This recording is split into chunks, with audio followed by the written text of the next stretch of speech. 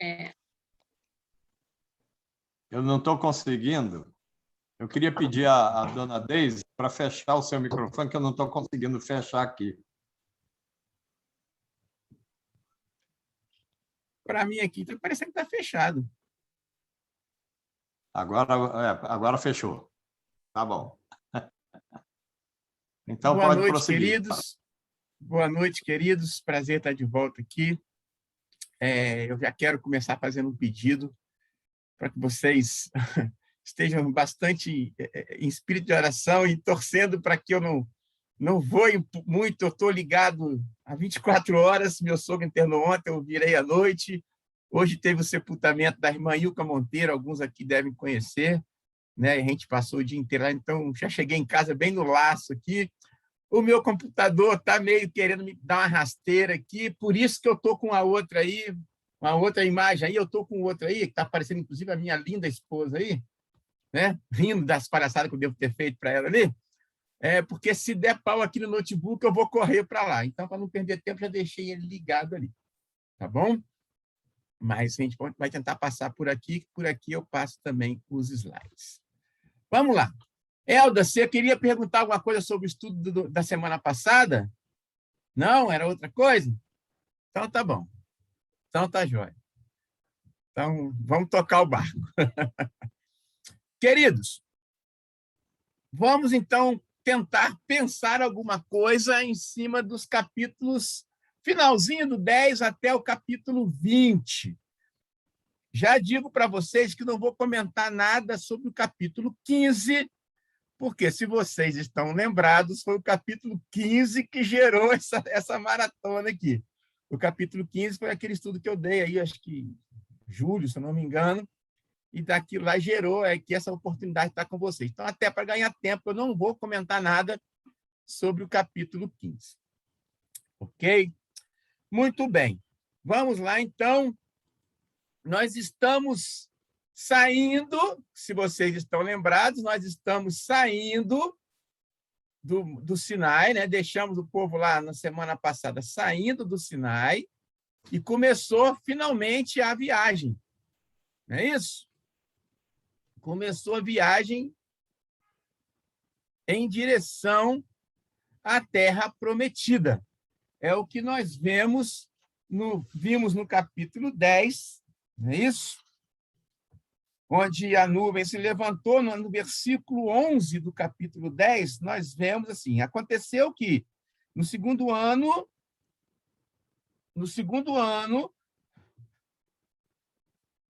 mês, aos 20 do mês, que a nuvem se ergueu de sobre o tabernáculo da congregação, os filhos de Israel puseram-se em marcha no deserto de Sinai, jornada após jornada, e a nuvem repousou no deserto de Parã. Então, esses dois versículos que eu li, o 11 e o 12, falam que o povo saiu e foi até o deserto de Parã. Ele fez um resumão rápido, ok? E o que nós vamos ler, então, aqui hoje é alguma coisa que aconteceu, foram coisas que aconteceram ao longo dessa viagem do deserto de Sinai até o deserto de Parã, e algumas coisas que aconteceram quando eles chegaram na próxima área de acampamento, que seria a região de Cádiz Barneia. Ok? É isso que nós pretendemos pensar um pouquinho hoje. Gente, olha só. Eu e as minhas colocações aí.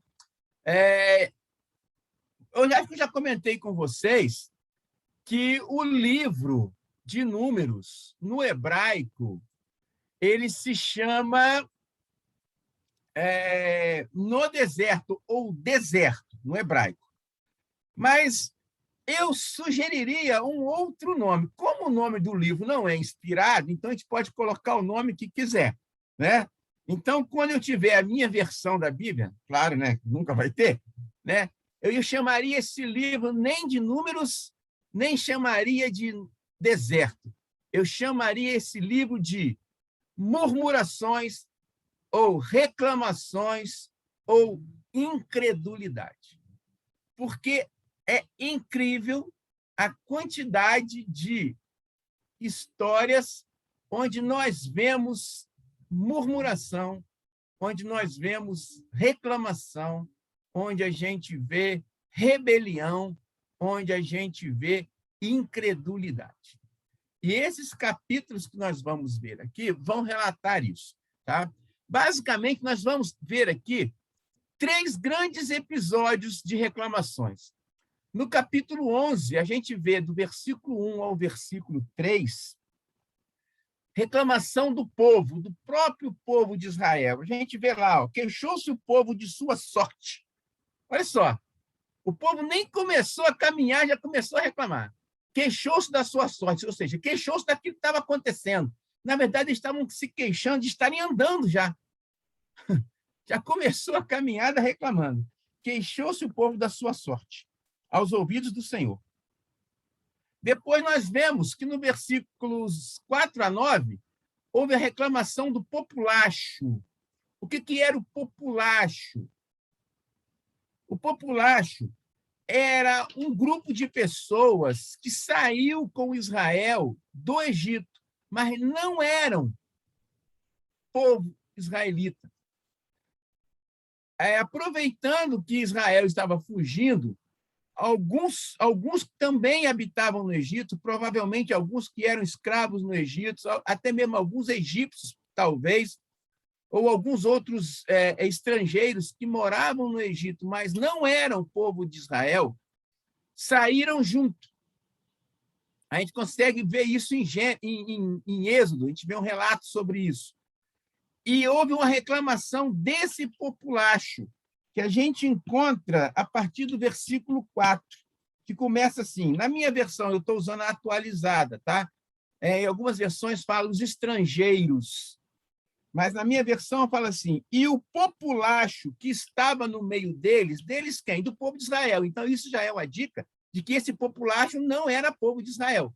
Era gente que estava caminhando junto, mas que não era povo de Deus. E o populacho que estava no meio deles veio a ter grande desejo de comidas dos egípcios, pelo que os filhos de Israel, então está claro aí que populacho era uma coisa, filhos de Israel era outra, pelo que os filhos de Israel tornaram a chorar e também disseram, quem nos dará a comer carne? Lembramos-nos dos peixes que no Egito comíamos de graça, dos pepinos, eles gostavam de pepino, dos melões, dos alhos porós. Alho poró, eu gosto. Uma saladinha de alho poró com maçã e nozes, depois eu dou até receita para vocês. Dos alhos porós, das cebolas. Versículo 6. Agora, porém, seca-se a nossa alma e nenhuma coisa vemos senão este maná. Gente, aquilo que eu já disse, a Bíblia ela é bem tranquila na sua linguagem, mas os caras devem ter pensado assim, não temos outra coisa, não seja essa porcaria de maná, porque eles estavam enfastiados do maná. E aí ele relata que o maná, o autor relata, era o maná como uma semente de coentro, e sua aparência semelhante a bidélio, brilhava, parece, espalhava-se o povo e o colhia, e em moinhos o moía, e num grau o pisava, e em panelas o cozia, e dele faziam bolos. E o seu sabor era como bolos amassados com azeite. Então, aquela brincadeira, foi uma brincadeira que eu fiz só para provocar vocês, o maná era ruim? Não, o maná eu acredito que não era uma coisa ruim, gente. Agora, então, eu vou revelar o que eu acho do maná. Era uma comida bem típica deles. Mas é interessante que aqui era um bolo, que ele parece que eles misturavam esses flocos, né, que era o maná, com azeite, faziam um grude, um bolo, uma massa, né, faziam um bolo com eles. Mas se a gente for olhar em Êxodo, o maná tinha gosto de pão de mel.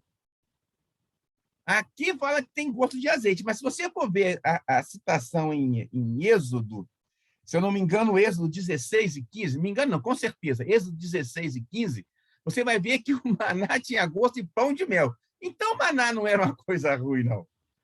O problema era o povo, que já estava enfastiado de comer o maná, e aí eles começaram a reclamar daquele maná. Tá?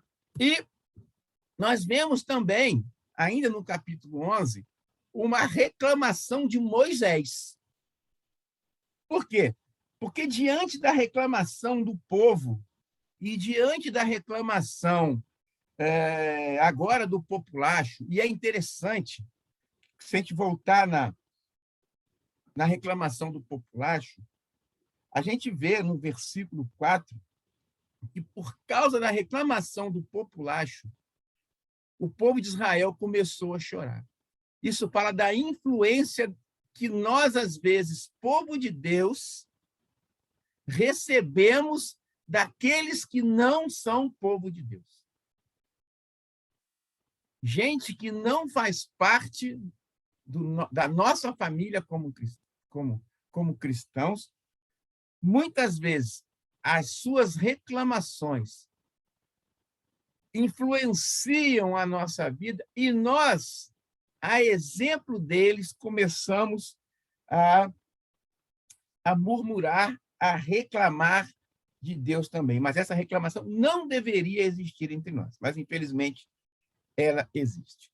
Então, nos versículos 10 a 30, nós vemos a reclamação de Moisés, né? Onde, no versículo 10, Moisés ouviu o povo chorar, cada um na porta da sua tenda. A ira do Senhor grandemente se acendeu, e isso afetou muito Moisés, a ponto de Moisés fazer uma reclamação com o Senhor, a ponto de Moisés virar para o Senhor e falar assim: por que fizeste mal a teu servo? E por que não achei favor aos teus olhos? Viste que puseste sobre mim a carga de todo este povo. Concebi eu, porventura, todo este povo? Dei eu à luz para que me digas: leva tu este povo no colo, como uma ama leva a criança que mama? E aí ele continua: Senhor, versículo 13, de onde eu teria carne para dar a este povo? Eles choram diante de mim, dizendo: dá-nos carne para comer. Senhor, eu sozinho não posso levar todo este povo, pois me é pesado demais. Se assim me tratas, mata-me. Mata-me de uma vez, eu te peço. Então, nós vemos aqui um misto de choro com reclamação, demonstração de Moisés do peso que ele sentia carregar. Então, vejam só, um capítulo só, já nos mostrando no início da viagem, é isso que eu acho interessante, a viagem estava só começando, na verdade, eles tinham saído do Egito, parado no deserto do Sinai, ficaram um tempo lá receberam toda aquela instrução que nós vimos nas aulas passadas, e agora começa, agora sim, a viagem começa.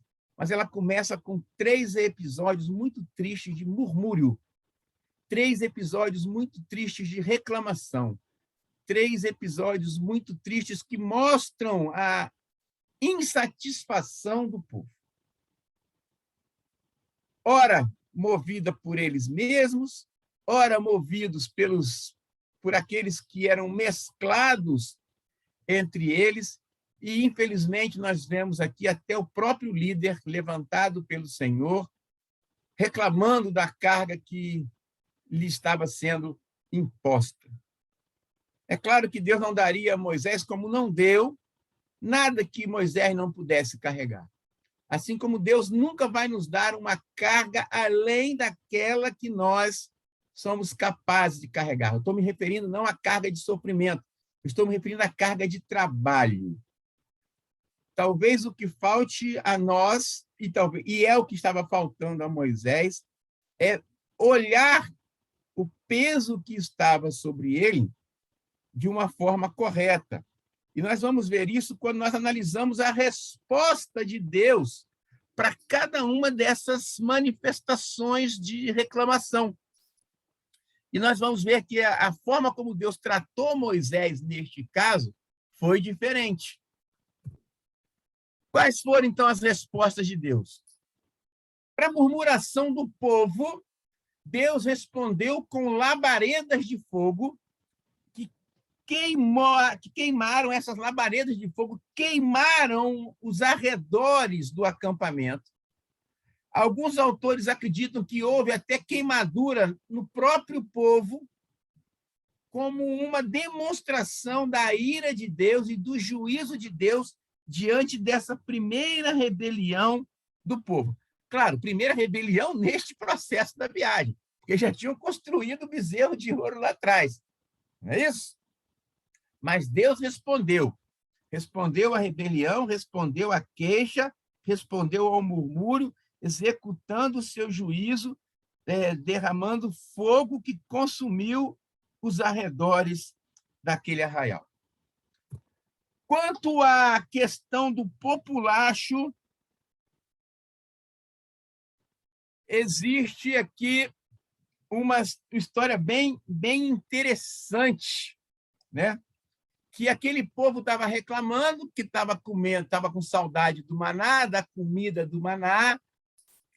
Vamos lembrar que quem começou com esse queixume foram os estrangeiros, provavelmente alguns egípcios entre eles, e desejaram os prazeres do Egito.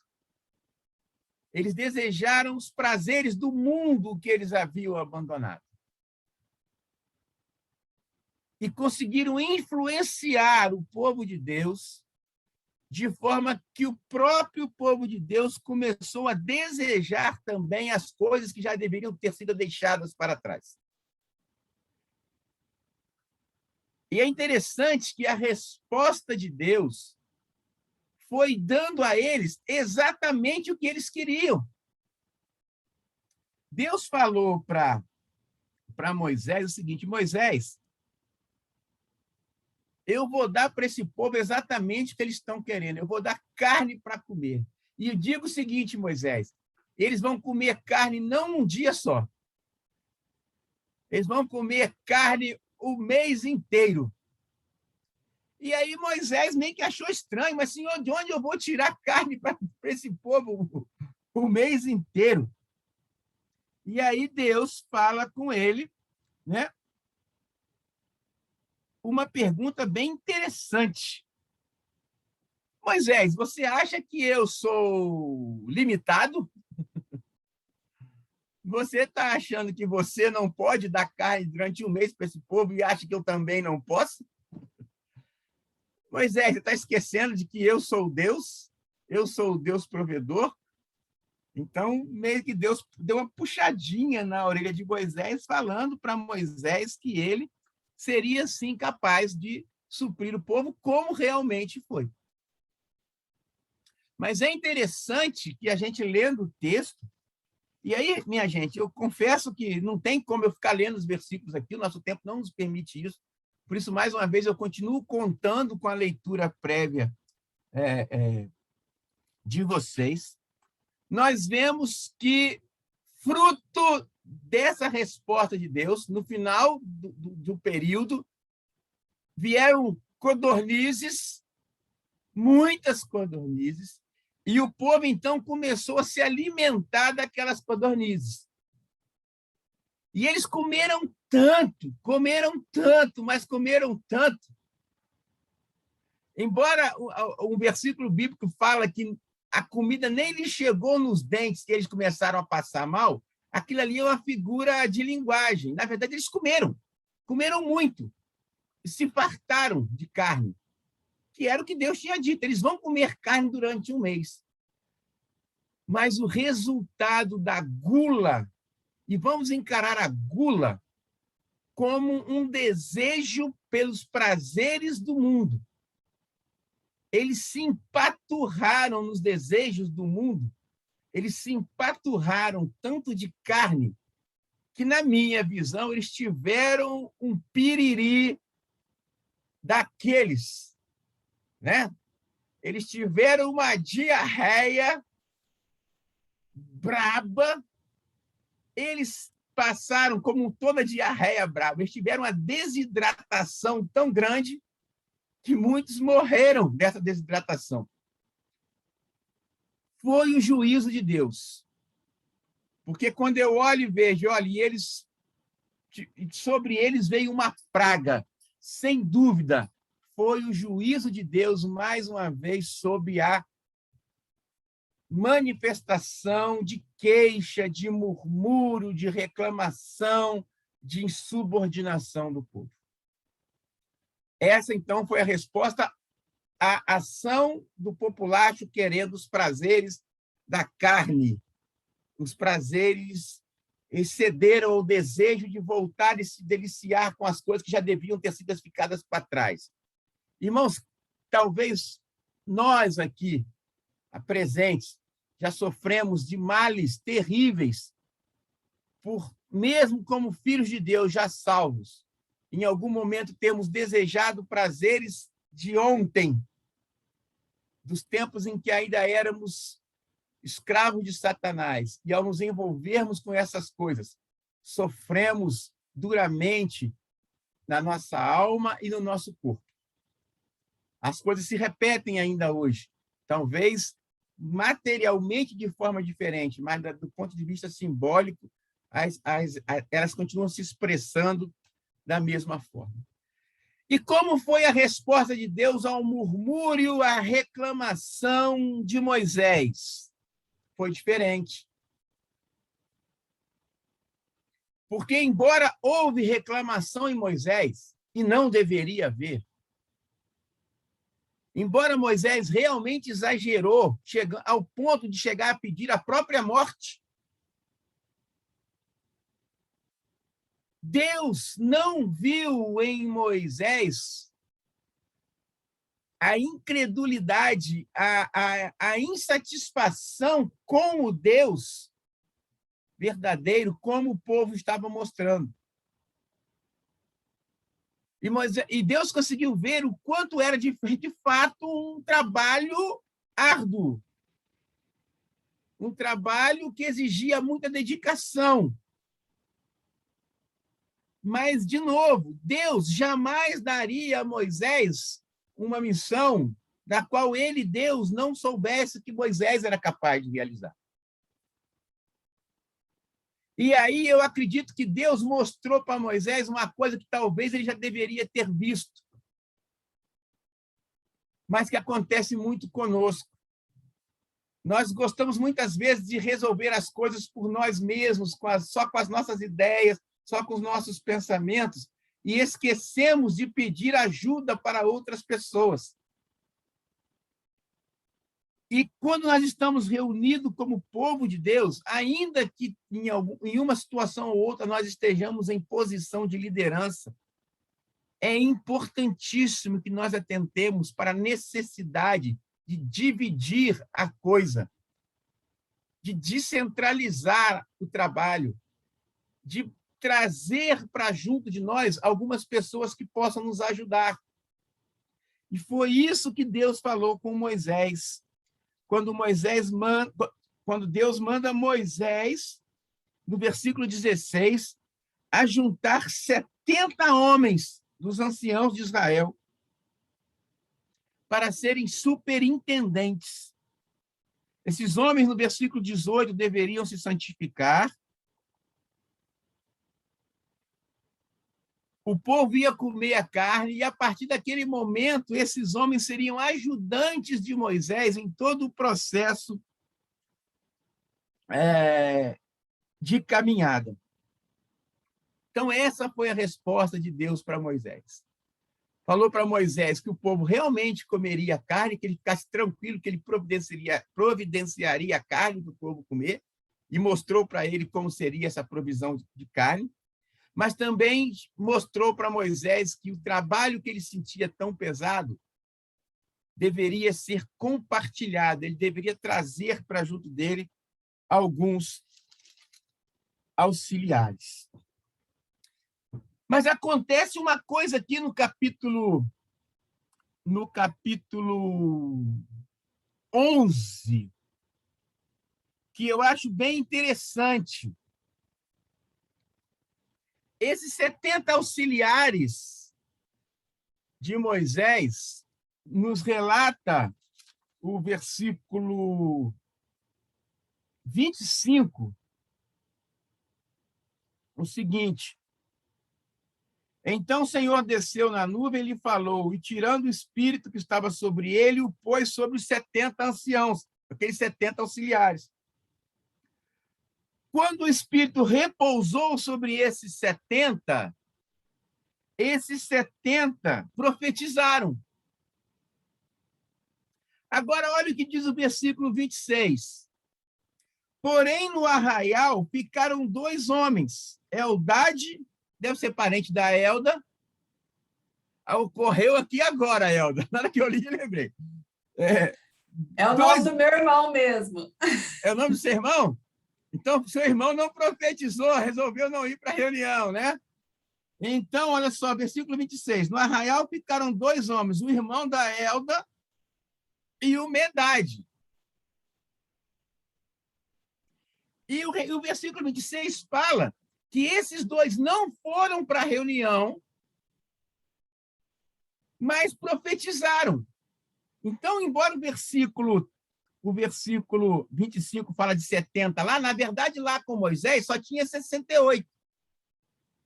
2 ficaram, mas todos 70 profetizaram, porque o Espírito de Deus pousou sobre os 70, pelos 68 que estavam com Moisés e pelos 2 que não foram. Agora, aconteceu o seguinte: quando esses 2 que não estavam na reunião profetizaram, versículo 27 diz que um moço correu a Moisés e falou assim: o irmão da Elda com o companheiro dele estão lá profetizando. E aí, Josué,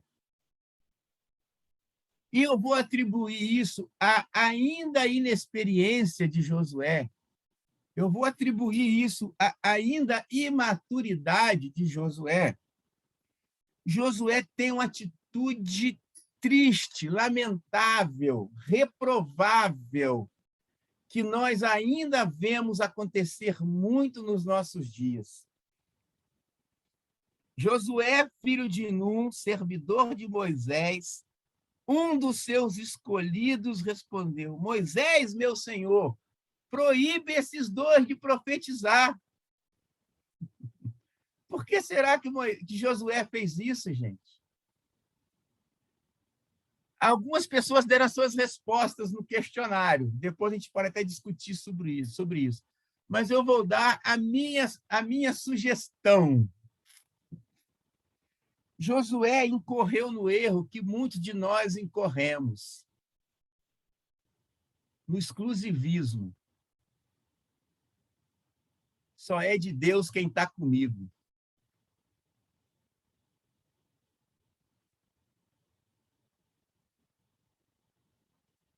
Terrível coisa é o tal do exclusivismo, irmãos.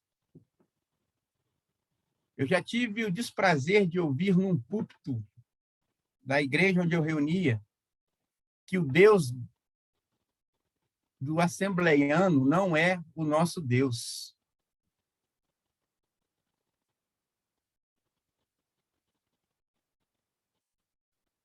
Eu já vi crentes de verdade, eu diria muito mais crentes que eu, aos quais, em algumas casas de oração, a ceia lhes é negada, porque eles não fazem parte daquele grupo.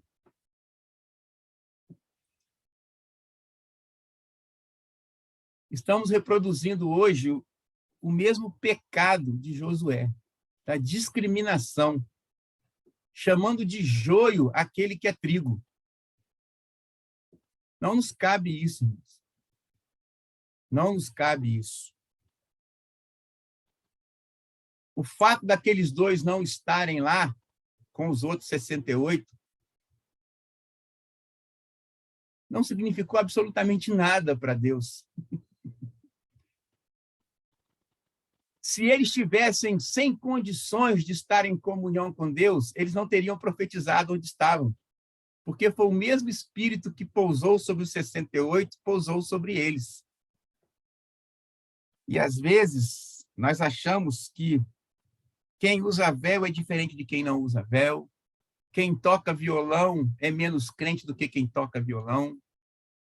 quem usa a roupa do tal jeito é mais espiritual ou menos espiritual do que, e aí nós não nos ajuntamos com eles. E aí nós viramos para os nossos líderes, para os nossos chefes, para os nossos Moisés, e fala assim: proíbe esse cara aí. Não dá o púlpito para essa irmã, não dá o... Quando eu digo púlpito à irmã, gente, eu não estou falando que a irmã tem que subir no púlpito para pregar, não, hein? Eu estou falando, não dá a palavra para essa irmã, não dá tal responsabilidade, porque ela pensa diferente de nós. Isso não cabe. A régua de Deus passa diferente da nossa. A régua de Deus não passa como passou a régua de Josué. Tanto que Moisés falou: cala a boca, moleque. Acho que se ele fosse eu, falaria assim. Moisés falou assim: está com ciúme de mim, rapaz? Quem dera todo o povo fosse profeta.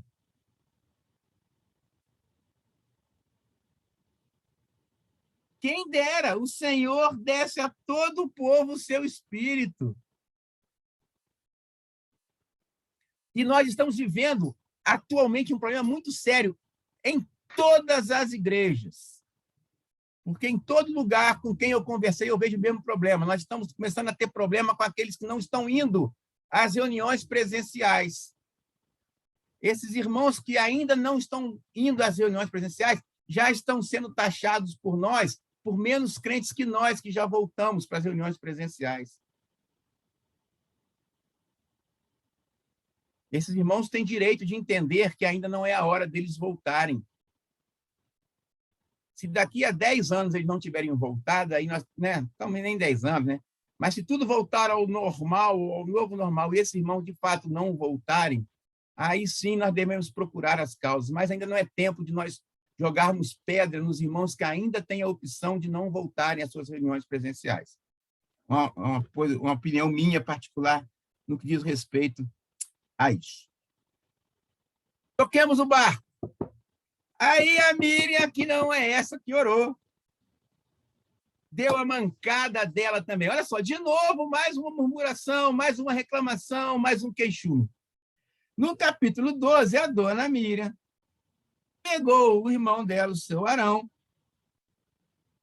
e resolveram criar caso com Moisés por causa da mulher que Moisés tinha, que era uma mulher etíope, que também não era do povo. Não vou entrar nesse detalhe dessa mulher etíope aqui, mas o fato é que a Miriam,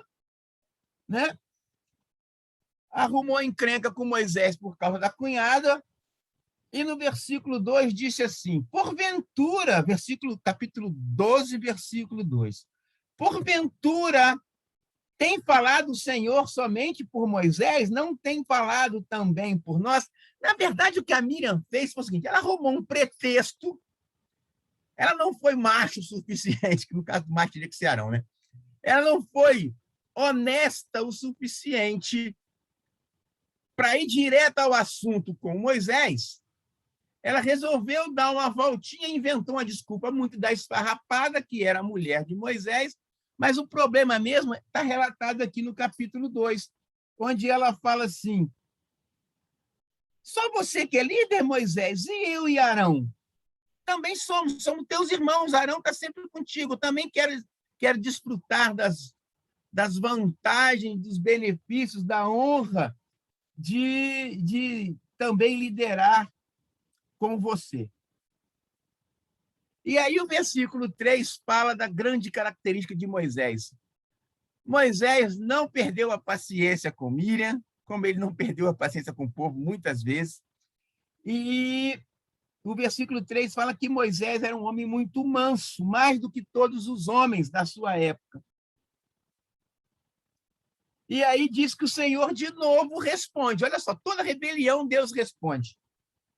E ele respondeu à rebelião de Miriam, primeiro falando o seguinte. Então, versículo 5. Então o Senhor desceu numa coluna de nuvem e se pôs à porta da tenda, depois chamou Arão e Miriam, e eles se apresentaram.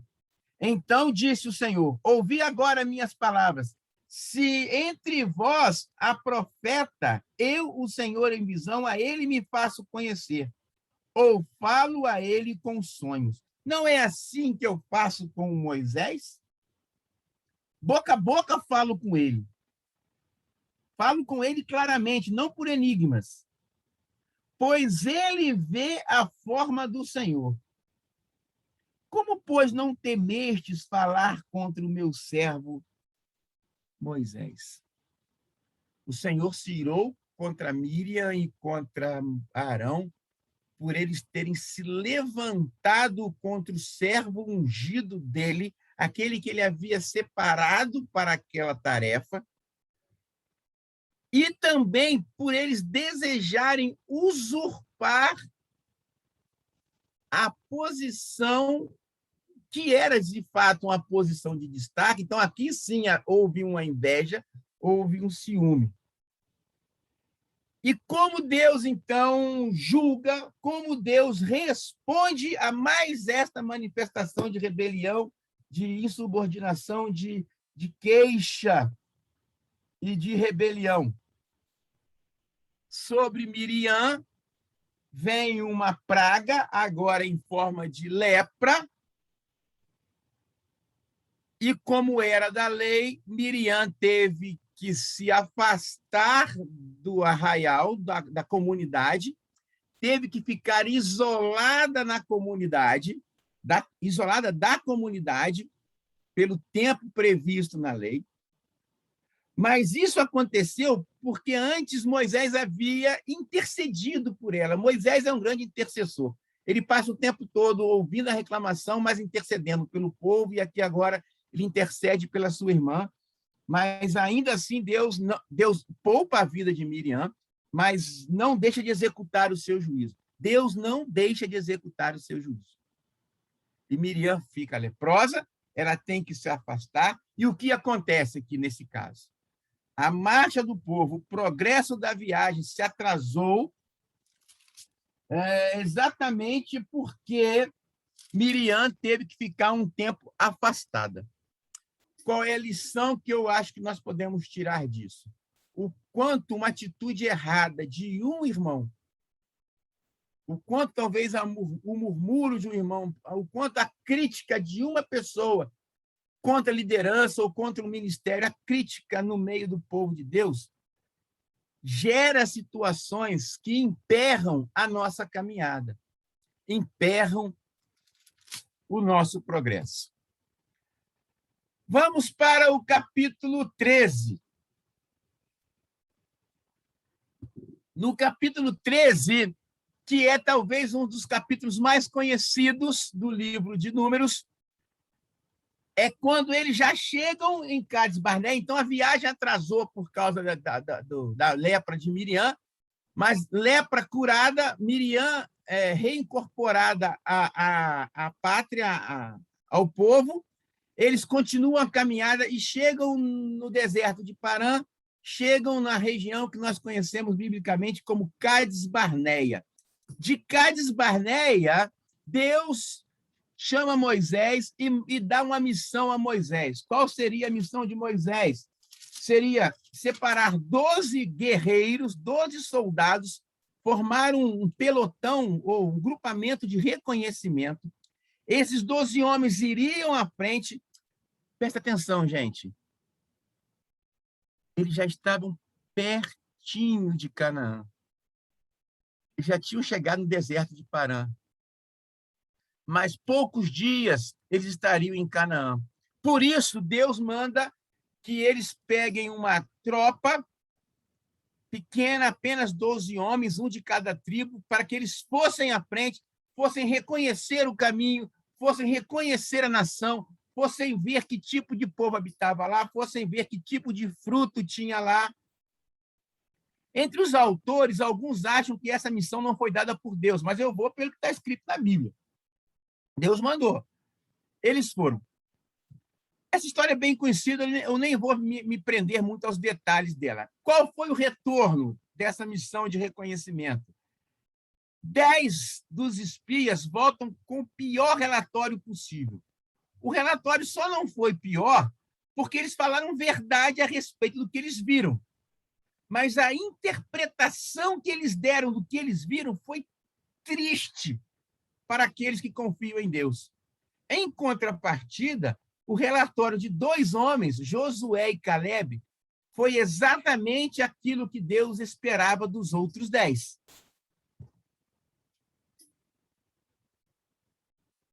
A fé de Caleb fica evidenciada na resposta que ele dá ao povo. Enquanto o relatório dos espias mostra a incredulidade, por quê? Porque eles viram que a terra era boa, mas viram gigantes e acharam que era impossível eles vencerem aquele povo.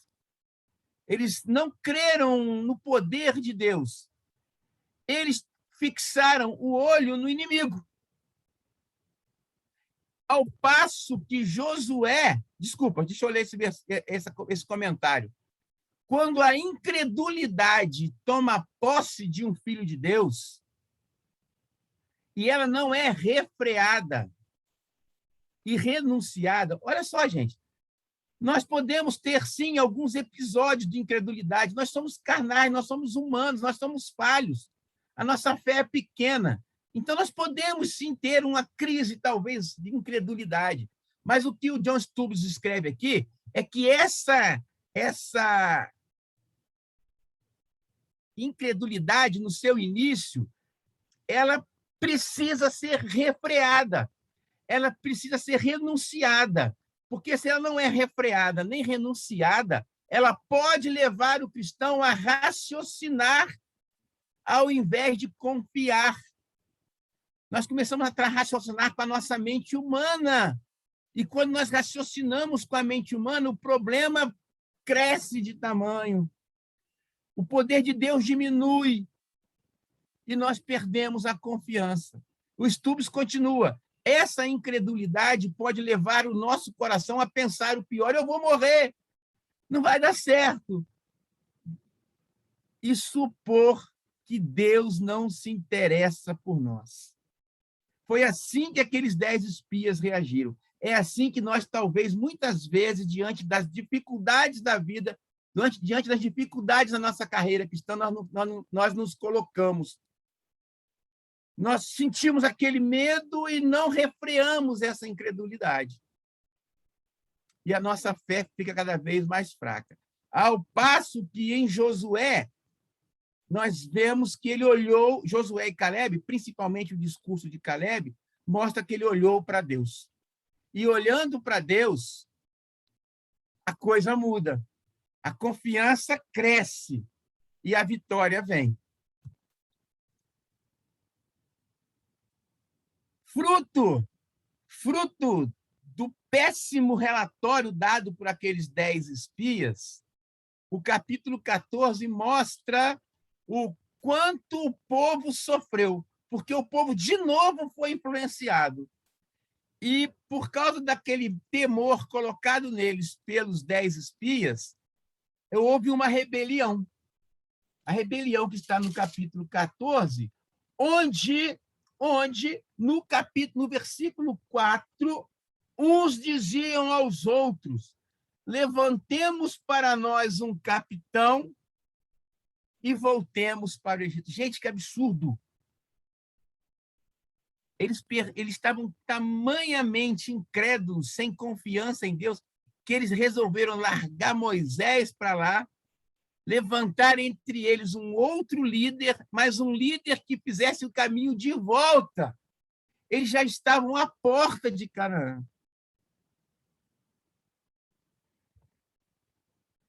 Essa rebelião foi resultado de incredulidade, foi uma manifestação de ingratidão por tudo que Deus já tinha feito por eles. Foi uma manifestação de irracionalidade, trouxe uma tristeza profunda a Moisés, mas essa rebelião, ela precisava ser contraposta. E ela foi contraposta exatamente por Josué e Calebe, quando mostraram ao povo, não, a terra é boa, não temais, porquanto como o pão os podemos devorar. Mas essa rebelião provocou a ira de Deus. E Deus então falou para Moisés que destruiria todo aquele povo.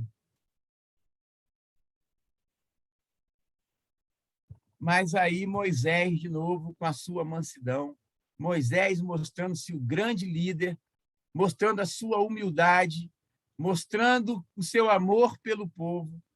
Ele enaltece o caráter de Deus, ele fala da grandeza de Deus, e ele intercede pelo povo, pedindo a Deus que Deus poupasse o povo. Vemos aí em Moisés também uma figura de Cristo. Porque Deus já tinha falado, vou matar esse povo, vou destruir esse povo. Mas Moisés aparece aqui como aquele intercessor, como foi Cristo por nós diante de Deus. E se colocou entre o povo e Deus, clamando pelo povo, então Deus muda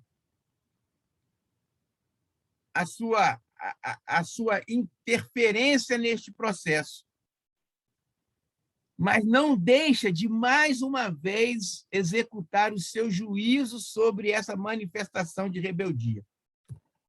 Deus dá a sentença, uma resposta à murmuração.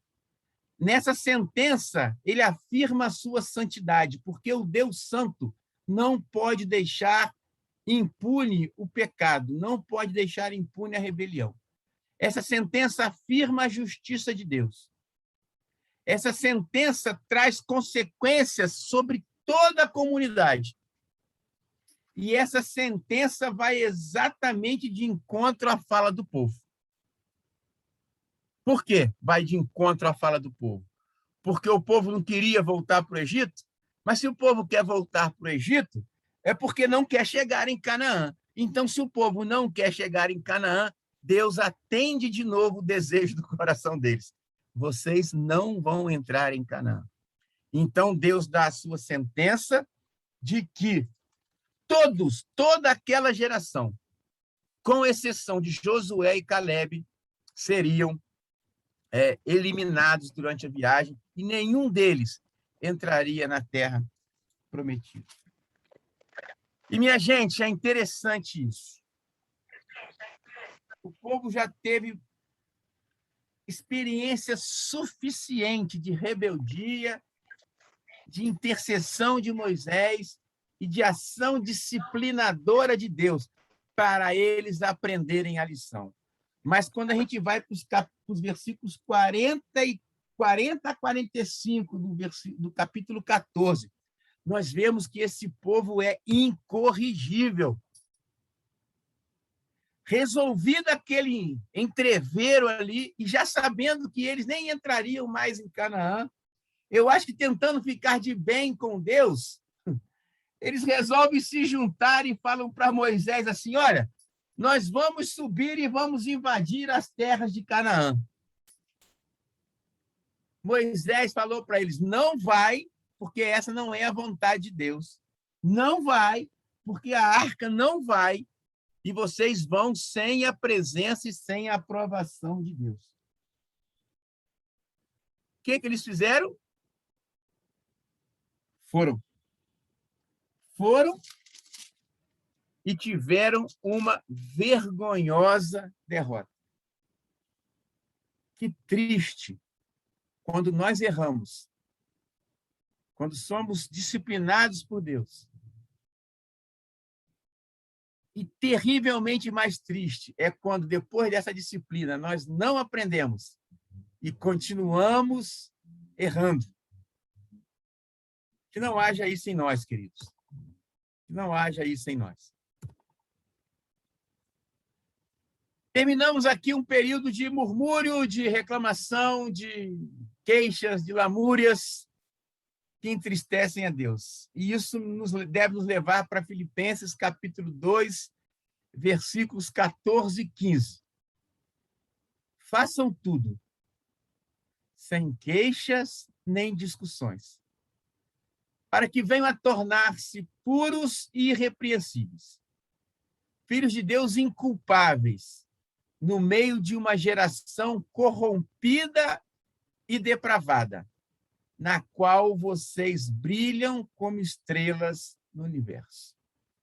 Queridos, individualmente como filhos de Deus, nessa dura caminhada que nós temos pela frente, se queremos continuar sendo luz e sal, se queremos continuar brilhando como estrelas no universo, precisamos aprender a fazer tudo sem queixa e sem murmuração, para que nos tornemos irrepreensíveis, inculpáveis, no meio do populacho, no meio desse povo corrompido, no meio deste mundo que jaz no maligno.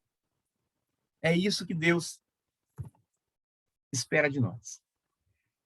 E para não esquecer, a voz do povo não é a voz de Deus. O populacho nos influencia, na maioria das vezes, para o caminho errado. A incredulidade é grave. Precisamos evitá-la. O coração humano, o meu e o seu, tem tendência de olhar para as circunstâncias, como olharam aqueles 10 espias, e não para Deus, como felizmente olharam Josué e Caleb. E é possível ser um cristão incrédulo. E com isso desagradar a Deus e impedir o progresso na vida cristã. É interessante que eu não vou lembrar agora de cabeça qual dos discípulos, dos apóstolos, falou para o Senhor Jesus: ajuda-me na minha incredulidade. Pode falar e abre seu microfone aí. Foi Pedro? Não lembro exatamente quem. Foi Tomé, não foi? Foi Tomé, né? Foi Tomé, claro. O famoso Tomé incrédulo, né? Não podia ser outro, né? Então, gente, nós gostamos de sentar o pau em Tomé, mas nós somos como Tomé. Nós somos incrédulos também. Nós temos os nossos episódios de incredulidade. Então, é possível sermos crentes incrédulos, mas diante de episódios de incredulidade, tenhamos de Deus a força e a orientação para refrear essa incredulidade. Porque na nossa incredulidade vai desagradar a Deus e impedir o nosso progresso na vida cristã. Muito bem. Já deu 9 horas, então eu tenho que parar. Não vai dar para chegar no capítulo 20 e eu não vou continuar. Semana que vem a gente vê o que a gente faz. Deixa eu parar aqui. Ficou faltando 16, 17, 18, 19 e 20. Fica para depois. Ok? Queridos, era isso para hoje. De novo, eu estou aqui impaciente por causa dessa correria toda que eu estou arrumando, né? Mas eu vou dar uma sugestão para vocês. Conforme eu disse para vocês, esse estudo, ele completo, nós demos aqui na igreja aqui em Juiz de Fora, e eu vou mandar para vocês o link da nossa página da igreja aqui em Juiz de Fora, e lá está o estudo completo. Tá? Então, fiquem tranquilos que no final de tudo eu vou mandar para vocês. Então, vocês vão poder ver cada estudo. Aí paciência, que cada estudo tem a média de 1h10 a 1h30, né? De detalhe por detalhe. Claro que não sou perfeito, não consegui atingir tudo, né? Mas ele mais longo, em 16 estudos e tudo isso que a gente está vendo. Tá bom? Mas que isso não desanime você a voltar aqui na próxima quinta-feira. Que Deus nos ajude a prender na nossa mente alguma coisa disso que a gente ouviu. Isso nos ajude na nossa caminhada como crentes que já vivem em Canaã. Obrigado, que Deus nos abençoe. Ok. Jorge Luiz, você consegue interromper a gravação aí? Que eu não estou conseguindo. Parei. Que a Lisa... conseguiu aí? Uhum. Tá. Eu não consegui aqui. Tá bom. Irmãos, então,